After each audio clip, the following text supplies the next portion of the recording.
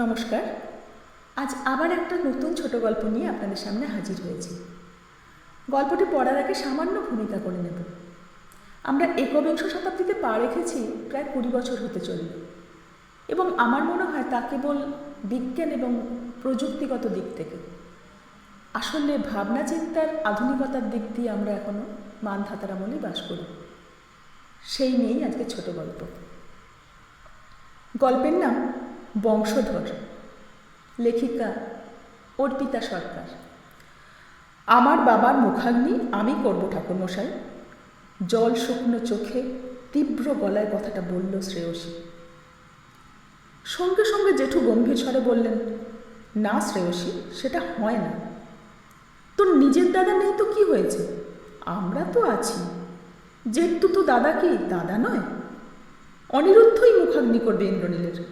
শ্রেয়সী নীরব জেঠুর কথায় শুধু পুরোহিতকে নির্দেশের সুরে বলল, আমিই করব। সমস্ত শ্মশান যাত্রীর মধ্যে ফিসফাস শুরু হয়ে গেছে। মেয়ে হয়ে মুখাগ্নি করবে, এ তো এই বংশের অপমান। বংশধর না থাকলে তবেই লোকে এসব ভাবে আজকাল। ইন্দ্রনীলের যখন ভাইপোরা আছে তখন এসবের মানে কি? ছোট কাকু ধীরে ধীরে মায়ের কাছে গিয়ে দাঁড়ালো। সবই দেখছে শ্রেয়সী। বৌদি, তুমি শ্রেয়সীকে বোঝাও, ও আমাদের অপমান করছে। চ্যাটার্জি বংশের মেয়ে হয়ে ও শ্মশানে গিয়ে মুখাগ্নি করবে কি করে? আমাদের বংশের মেয়েরা কেউ শ্মশানে যায় না। পাড়ার লোকে কি বলবে বলো তো, আমরা কি মরে গেছি? তাছাড়া তোমার মেয়ে এখন বিখ্যাত হয়েছে, হয়তো মিডিয়াও এসে হাজির হবে। সবাই কি বলবে, কাকা জ্যাঠারা থাকতে বাচ্চা মেয়েটা একা এসব করছে। তোমার মেয়ের না হয় বুদ্ধি নেই বৌদি, কিন্তু তোমার তো আছে। আর ওটা তো আমাদেরও দাদা নাকি? মা ধীর স্বরে বলল, তোমার দাদা যা বলে গেছেন সেই মতোই হবে। মরা মানুষটাকে নিয়ে আর তোমরা ঝগড়া করতে এসো না ঠাকুরপো। শ্রেয়সী ধীর স্বরে বলল, জেঠু, কাকু, পিসিমণি, তোমাদের একটা কথা বলি। বাপি তার পুরনো ডায়েরিতে পরিষ্কার নিজের ইচ্ছের সব কথা লিখে দিয়ে গেছে। আমি শুধু বাপির ইচ্ছে মতো কাজ করছি। পিসিমণি কাঁদতে কাঁদতেই বলল, কি ডায়েরি, কি ইচ্ছে? তোর বাবা তো আমাদেরও দাদা ছিল রে, তার ইচ্ছের খবর আমাদেরও জানা উচিত। তুই নিয়ে আয়, দাদার মৃতদেহের সামনে দাঁড়িয়েই শুনবো দাদার ইচ্ছের কথা। ছোট কাকু বলল, হ্যাঁ, শোনা তো দরকার। বসত বাড়িটা হয়তো আমাদেরই ভাগে দিয়ে গেছে। তুই তো মেয়ে, তারপরে আবার সেলিব্রিটি, তুই হয়তো আর এখানে থাকবিই না, ফ্ল্যাট কিনবি। একটা সাদা চাদরে ঢাকা দেওয়া আছে ইন্দ্রনীল চ্যাটার্জির মৃতদেহ, আর তার রক্তের সম্পর্কের ভাই বোনেরা মৃতদেহের সামনে দাঁড়িয়েই সম্পত্তির হিসেব কষতে ব্যস্ত। শ্রেয়সীর বমি উঠে আসছিল। এক রাশ ঘৃণা জমা হচ্ছিল নিজেদের লোকদের উপরে। শ্রেয়সী দৃপ্ত পায়ে ঘরে ঢুকল। একটা ভেলভেট চটে যাওয়ার ডায়েরি নিয়ে ফিরল। জেঠুর ছেলের হাতে দিয়ে বলল, দাদা ভাই, তুই পড়ে শোনা। দাদা ভাই একটু ইতস্তত করে ডায়েরিটা নিয়ে পাতাটা খুলল। প্রিয় মামনি, বলতো মামনি, আমার জীবনের সব থেকে আনন্দের দিন কোনটা? যেদিন হসপিটালের বেডে তোর মায়ের পাশে ছোট্ট তোকে দেখেছিলাম, আর যেদিন তোর প্রথম গানের ক্যাসেট বেরোলো ওই দিন। না রে, ভুল বললাম, আরও আছে। তোর প্রতিবার রেজাল্টের দিনও আমার বড্ড আনন্দ হতো, বাচ্চাদের মতো কেঁদে ফেলতাম। তোর মা বলতো, মেয়ে আরও সকলের আছে গো, তোমার মতো এমন আদিক্ষেতা কেউ করে না।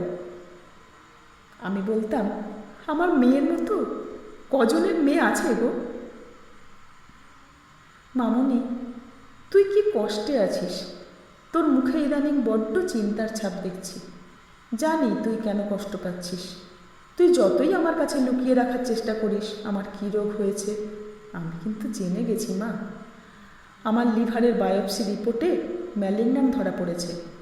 আমি জানি ট্রিটমেন্টে অনেক টাকা খরচ হবে, কিন্তু মামনি, আমি সারা জীবনে কিছুই যে জমাতে পারিনি রে।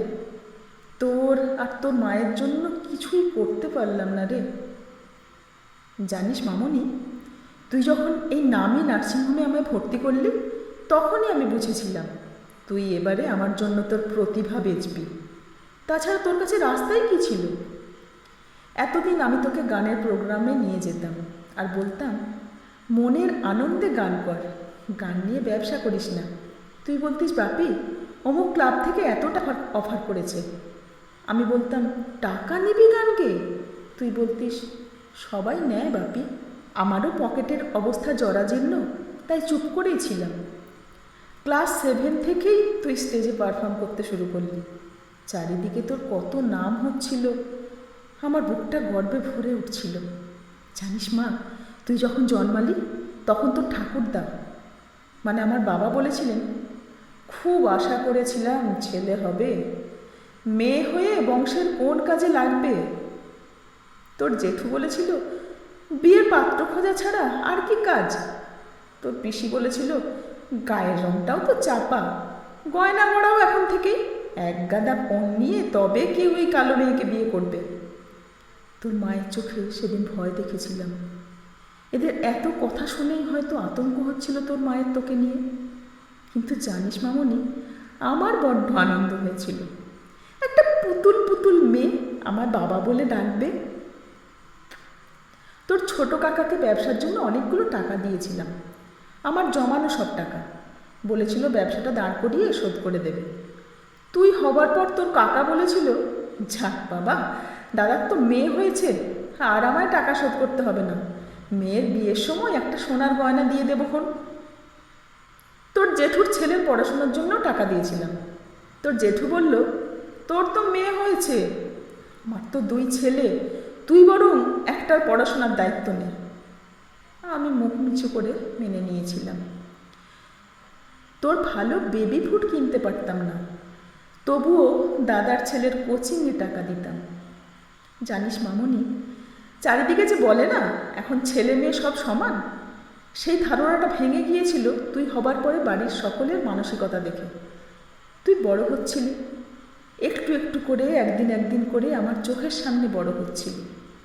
আমি প্রথম খেয়াল করেছিলাম তুই যখনই আনমনে থাকিস তখনই গান করিস। আমি বলেছিলাম তোর মাকে, শ্রেয়সীকে গানের স্কুলে ভর্তি করে দেব। তখন তোর সবে ক্লাস 3, তোকে নিয়ে গিয়ে ভর্তি করলাম গানের স্কুলে। পড়াশোনাতেও তুই ছিলিস বাড়ির সকলের থেকে ভালো, তোর 2 দাদার থেকেও তুই অঙ্কে বেশি পেতিস। তোর দাদু বলতেন, শ্রেয়সীর বেশি পড়ে তো লাভ নেই রে, অনিরুদ্ধ আর অনির্বাণকে পড়াতে হবে, ওরাই বংশের মুখ উজ্জ্বল করবে, মেয়ে তো পরের বাড়ি চলেই যাবে, খরচ করে পড়িয়ে হবেই বা কি। কিন্তু সকলের সব কথাকে মিথ্যে প্রমাণ করে তুই ভালো রেজাল্ট করেছিলি, এমনকি মাধ্যমিকেও তুই জেলার সেরা হলি, বাড়ির সকলের হিংসার পাত্রী হয়ে গেলি। জানি না সেটা তুই কন্যা সন্তান বলেই কিনা। তুই ছেলেদের হারিয়ে দিচ্ছিলি বলেই বোধহয় আমরা এক ঘরে হয়ে গেলাম। তোর ছোট কাকার ছেলেটা অল্প বয়সে বকে গেল, তোর জেঠুর ছেলেগুলোও মিডিওকার স্টুডেন্ট, সেখানে তুই সবেতে ফার্স্ট। এটা মেনে নিতে পারছিল না কেউ, তাই হয়তো কোনো কারণ ছাড়াই তোর জেঠু একদিন বলে বসল, তোরা আলাদা থাকিস ইন্দ্র। জানিস মামনি, আমরা যেদিন আলাদা হলাম সেদিন আমার হাতে একটাও টাকা ছিল না। তোর মায়ের একটা গয়না বেচতে যাচ্ছিলাম, হঠাৎ তুই এসে আমার হাতে 1000-5 টাকা ধরিয়ে দিয়ে বললি, বাপি যে রিয়ালিটি শোতে গান গাইছি ওখান থেকে পেয়েছি। জানিস মা, গর্বে বুকটা ভরে গিয়েছিল। আমার ক্লাস 11 মেয়ের প্রথম রোজগারের টাকায় আমার সংসারের হাঁড়ি কড়া কেনা হয়েছিল। মনে মনে বলেছিলাম, আমার মেয়েই আমার লাঠি। আমার বেসরকারি অফিসে স্ট্রাইকের সময় ক্লাস 12-এর তুই হঠাৎ বললি, বাপি আমি কটা টিউশনি করবো ভাবছি। আমি তোর জেঠুর কাছে গিয়ে বলেছিলাম, চ্যাটার্জি বংশের মেয়ে টিউশনি করবে, সম্মানে লাগবে যে, আমার ভাগের জমিগুলো যদি আমায় দাও। তোর জেঠু বলেছিল, তোর ভাগের জমি আবার খিরে, তোর তো ছেলে নেই, তাই বাবা সব জমি আমাদের লিখে দিয়ে গেছেন, তোর ভাগে কোনো জমি নেই, তাছাড়া তোর মেয়ে পড়াশোনা করে বিজ্ঞ হচ্ছে, সে টিউশনি করলে আমাদের করার কি আছে? আমাদের কাছে হাত পাততে আসবি না। ছোট কাকা বলেছিল, দাদা একটা ভালো বুদ্ধি দিই তোমাকে, মেয়ের পড়াশোনা বন্ধ করে দাও, তাহলে হয়তো ওই টাকায় তোমার ঘরে হাঁড়ি চড়বে। ফিরে এসে বাইরের ঘরে মাথায় হাত দিয়ে বসেছিলাম। দেখলাম দুটো ছোট ছোট মেয়ে কাঁধে ব্যাগ নিয়ে এসে দাঁড়ালো। মিষ্টি করে বলল, শ্রেয়সী দিদি আছে? আমরা পড়তে এসেছি, পড়াশোনা করে দিদির মতো জেলার গর্ব হতে চাই। জানিস মামনি, আমি কেঁদে ফেলেছিলাম ওই দিন। আমার মেয়ে জেলার গর্ব! বাইরের ঘরটা তো ছোট ছোট স্টুডেন্টে ভরে গেল।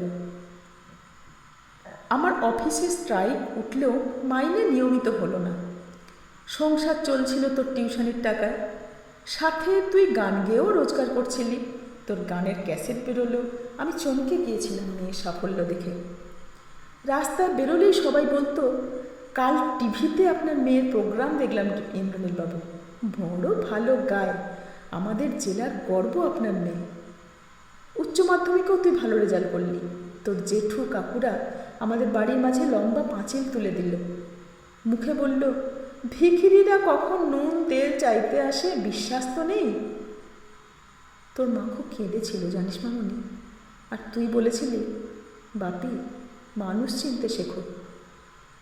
আমার মাথায় হাত বুলিয়ে বলেছিলি, আমি তো আছি বাপি, তোমার কোনো চিন্তা নেই, মনে রেখো তুমি নিঃসন্তান নও।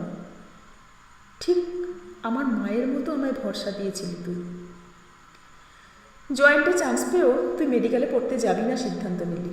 বললি, বাপি অনেক খরচ, অনেকটা সময় সাপেক্ষ, এতদিন শুধু পড়াশোনার পিছনে ব্যয় করলে আমরা না খেতে পেয়ে মরব। জানিস মা, সেদিন আমার নিজের ওপর করুণা হচ্ছিল, আমি তোর বাবা হবার যোগ্য নয় বলে। তুই হয়তো আমার চোখ দেখে আমার কষ্টটা বুঝতে পেরেছিলি, তাই বললি, বাপি আমি সিঙ্গার হতে চাই, ফিল্মে গান গাইতে চাই। আমি বললাম, গান বেচবি? তুই রক্তাভ চোখে জবাব দিয়েছিলি, হ্যাঁ বেচবো। এর মধ্যেই আমার রোগটা ধরা পড়ল। তুই ততদিনে দুটো বাংলা ছবিতে সাইন করেছিস আমাকে না জানিয়ে।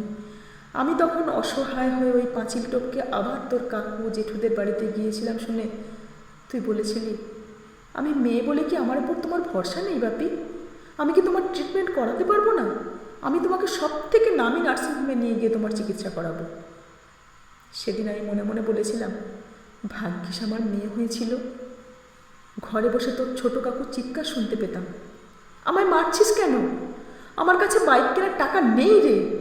তোর ভাইয়ের অশ্রাব্য ভাষার কথাগুলো শুনে ভাবছিলাম, বারে চ্যাটার্জি বংশের বংশধর, বংশের একটাই মেয়ে ছিলি, তুই তবুও কদর পেলি না। সেই ছেলেই সেখানে পূজিত হচ্ছে, খুলাঙ্গার ছেলে। আজ নার্সিংহোমে বসে বসে এফএমে তোর গান শুনতে শুনতে মনে হচ্ছিল, মরতেও দুঃখ নেই আমার, আমি তো জীবনে সবটা পেয়ে গেলাম। নার্স থেকে ডক্টর সবাই এসে বলছে, mister Indranil Chatterjee, father of Shreyasi Chatterjee, your daughter is seriously a real jewel, she has magical voice. জানিস মামনি, বড্ড গর্ব হচ্ছিল রে, আনন্দে আমার চোখে জল এসে গিয়েছিল। বারবার ভাবছিলাম, ভাগ্যিস তুই জন্মেছিলি আমার ঔরসে। মামনি, আমি হয়তো আর বেশি দিন নেই, তবে তুই কিন্তু তোর মাকে খুব যত্নে রাখবি, আমি তো পারিনি, তুই রাখবি। আর একটা কথা, আমি মারা যাবার পরে একটু খেয়াল রাখবি, ওই বাড়ির কেউ যেন আমার মুখাগ্নি না করে। হয়তো ওরা তুই মেয়ে বলে বাধা দেবে, কিন্তু তুই বলবি আমি আমার বাপির একমাত্র সন্তান, ওদের হাতের আগুনে আমি স্বর্গে যাব না রে মা। তুই আমার একমাত্র বংশধর, আমি জানি। ইন্দ্রনীল চ্যাটার্জির নামটা পৃথিবী থেকে কিছুতেই মুছতে দিবি না তুই।